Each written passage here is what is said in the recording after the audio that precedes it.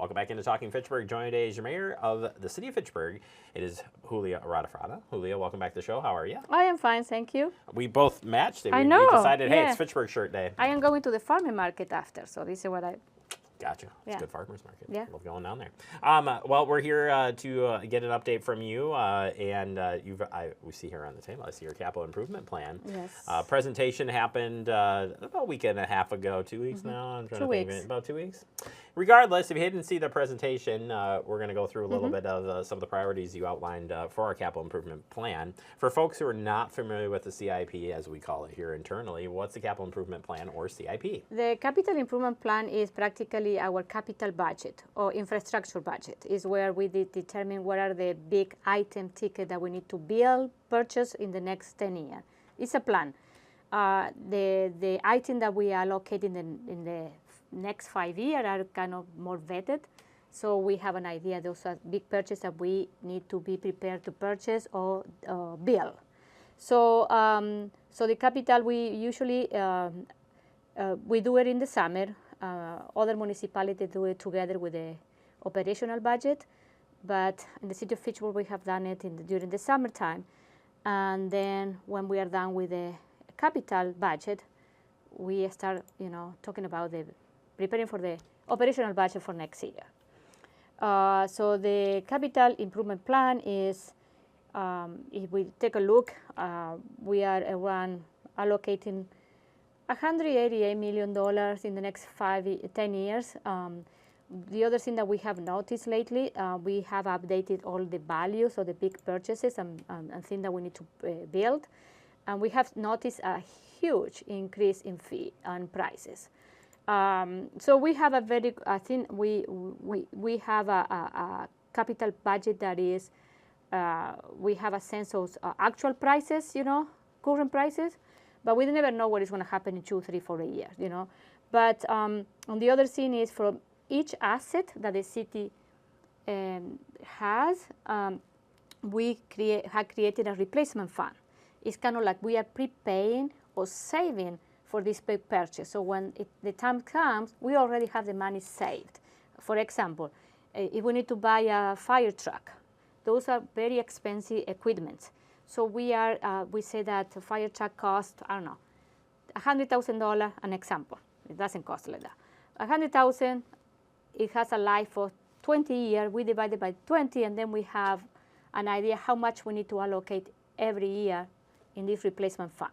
So this is a good financial measure that the city has implemented a couple of years ago, and we will continue to do it. Yeah, so let's take a look at some of the priorities that you have in here. First one starts with a focus on maintaining, you've already kind of mentioned this a little bit, but maintaining existing equipment and improvements. So you kind of mentioned a little bit about that. Teen Center is another area. The Teen Center is very important. It's something that we have been working with the Teen Center. I was one of the co-sponsors of that amendment 4 years ago with Alde Maldonado. What we're trying to do is, allocate the funds for this teen center, but also right now we are conducting a feasibility study. We are the phase 2, and that phase 2 means that we are going to determine, if we are going to build from scratch a building, if we are going to renovate a building, or we can lease, and also what type of programming. But always the idea was the city's building the facility, but then we are going to work with a not-for-profit that they are going to rent the space and they are do the programming, because we don't have that experience, but we know that there are so many good organizations, not-for-profit, working with youth, that they can provide that, and they also are looking for a space. So that one is our role. Our role has never been that we are building this and we are going to hire staff in. No, because there is a misunderstanding out there in the community, and the idea is we are going to be partners. We provide the more expensive piece, that is the building, but I think we need to look at this as an investment in our community. We already got funding from Dane County last year for $1 million. We already allocated $3 million, and in my CIP, I am allocating another $1 million because of the construction costs going up. So. Right. Yeah, and then we'll continue on those studies, and you can check out some of those through Fact TV if you would like to check into that specifically. Kids Crossing Playground was outlined as well. I've taken my kiddos there plenty of times, but it's definitely aging out. It's aging out. We did an audit in 2018 because we usually, so the people know that we do audits of all our park equipment. And the audit mentioned at that time that it was time to start looking for a replacement. Yes, it's a 20-year-old equipment, and also it needs a lot of major repairs, and also it's not accessible for all the kids. So what I am doing, for me is a priority investment in our parks. People enjoy our park system. So what I did in this capital budget is I change the funding sources. So in 2026, we are going to start planning for the design. And in 2025, we are going to completely replace, and it's going to cost around $975,000. But we are going to use debt. Because before it was 50-50 for private funding, but we have noticed that it's very hard for the municipality if we don't have a friends group to do the fundraising for this equipment. I cannot do fundraising for independence issues. You know, city staff cannot do it. So I think we have the money, we can do it through debt. And I think so far no one have touched that. So I think it's going to be, is coming. We have the police services facility in there as well outlined. Yes, what we did with the police facility is there was a resolution that it passed a month ago where I asked the council if I can bring forward an additional funding for the police facility for $5 million to include all the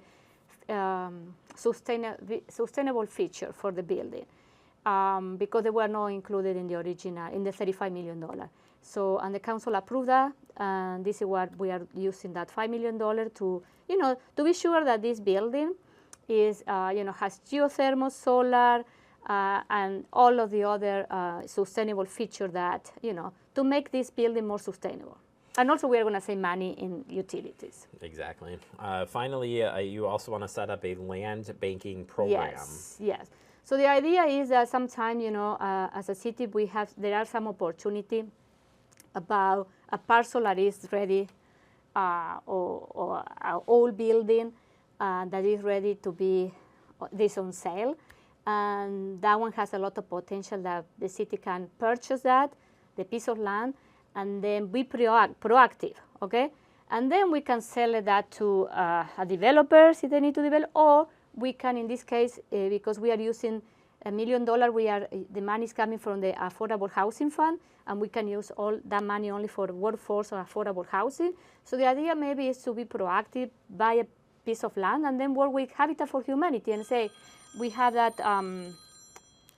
We have this piece of land, and sometimes the land is a more expensive commodity when we talk about housing, and how we can work with them and partner with them. So this is how other municipalities have been very successful with land banking, and it's something that we have never done, but I think it's a good opportunity for us to do it.